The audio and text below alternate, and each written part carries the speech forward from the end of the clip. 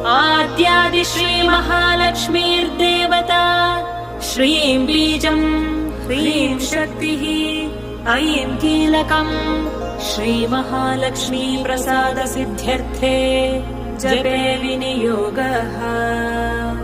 अथ ध्यानम्। हस्तद्वयेन कमले धारयन्तीं स्वलीलया हारनूपुरसंयुक्ताम् लक्ष्मीं देवीं विचिन्तये।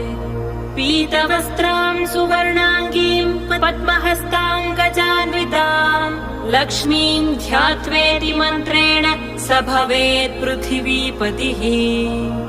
मातुलिङ्गम् गदां खेटं पानपात्रं च बिभ्रतीम् नागं लिङ्गं च योनिं च बिभ्रतीं चैव मूर्धनि। वन्दे लक्ष्मीं परशिवमयीं शुद्ध